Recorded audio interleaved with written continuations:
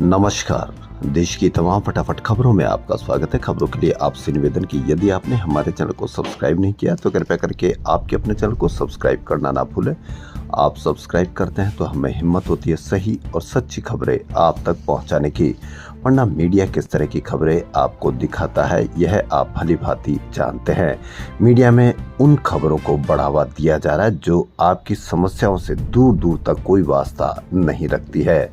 तो Donald Trump ने America के 47वें राष्ट्रपति के रूप में शपथ लेते ही कई बड़े फैसले लिए और उन फैसलों से भारत पर कितना असर होगा यह आपको मीडिया नहीं बताएगा। ट्रंप राज जन्मजात नागरिकता खत्म कर दी गई है। WHO पेरिस समझौते से भी बाहर होने की एक अंदेशा है और बाहर भी हो रहे हैं।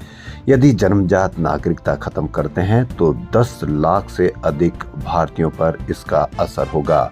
भारतीयों पर कितना असर होगा यह आपको मीडिया नहीं बताएगा, नहीं और कोई इस पर चर्चा की जाएगी। वहीं ट्रंप ने फिर चेतावनी दी है कि अगर ब्रिक्स यानी ब्राजील, रूस, भारत, चीन, दक्षिण अफ्रीका देशों ने ग्लोबल ट्रेड में डॉलर का इस्तेमाल कम करने के लिए कोई भी कदम उठाया तो उन पर 100% आयात टैरिफ लगाया जाएगा। बता दें कि 2024 में भारत का अमेरिका को निर्यात $150 अरब था, यानी इसका असर पर भी पड़ेगा। जी हां, इसी के क्रम में सेंसेक्स 1235 अंक गिरकर 75,838 पर आ गया। बड़ा कारण ट्रंप की व्यापार नीतियों को लेकर अनिश्चितता। जी हां, इसकी वजह से ट्रंप ने अपने पहले कार्यकाल में कुल 30,573 झूठ बोले थे, यानी रोज 21 झूठ। ये दैनिक भास्कर की बड़ी खबर। वहीं CNN के अनुसार ट्रंप ने दूसरे कार्यकाल के पहले ही दिन 20 से ज्यादा झूठ बोले। यानी अमेरिका का मीडिया किस तरह की खबर दिखा सकता है, कितनी हिम्मत रखता है, यह आप देख सकते हैं कि वह उनके झूठ को भी गिनकर आम जनता को बताता है। आपको किसी मीडिया पर सेंसेक्स क्यों गिरा, ट्रंप का असर क्या होगा, कहीं पर भी आपको कोई खबर देखने को नहीं मिलेगी।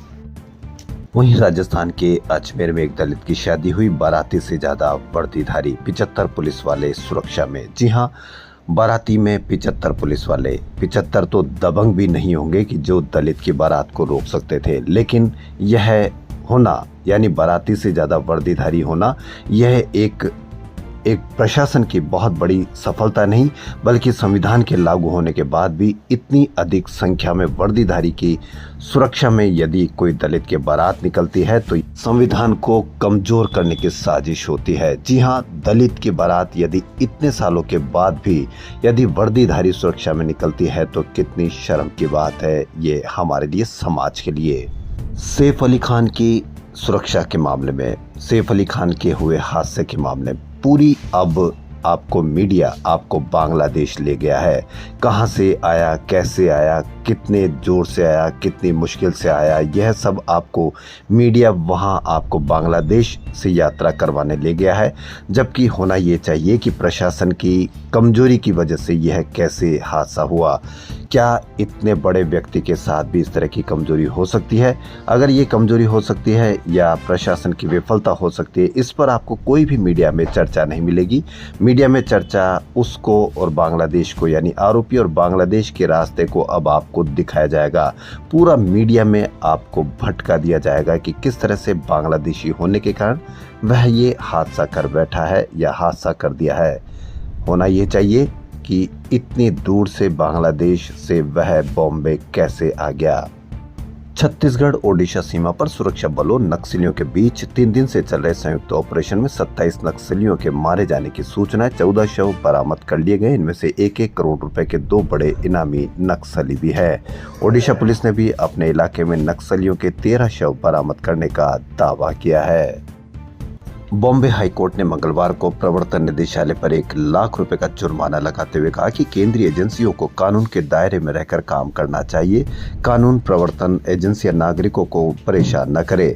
जस्टिस ने कहा कि मुझे जुर्माना इसलिए लगाना पड़ा क्योंकि ईडी जैसी एजेंसियों को यह संदेश देना जरूरी है कि वह बिना सोचे समझे कानून को अपने हाथ में न ले, यानी कानून में रहकर काम करे। ईडी लोगों को परेशान ना करे।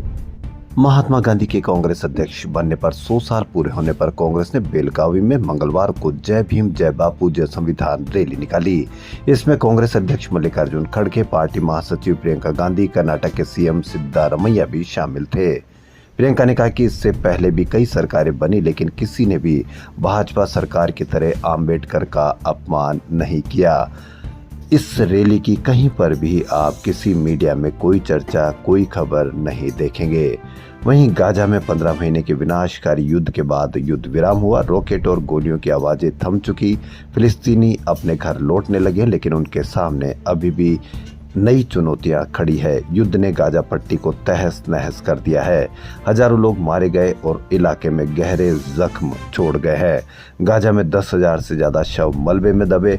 हर गली में मिल रही है लाशें। यानी युद्ध किसी को भी शांति नहीं दे सकता, बातचीत ही शांति देती है। खबरों फिलहाल इतना ही। यदि आपको हमारा चैनल पसंद आए तो लाइक, सब्सक्राइब और शेयर अवश्य करें। धन्यवाद।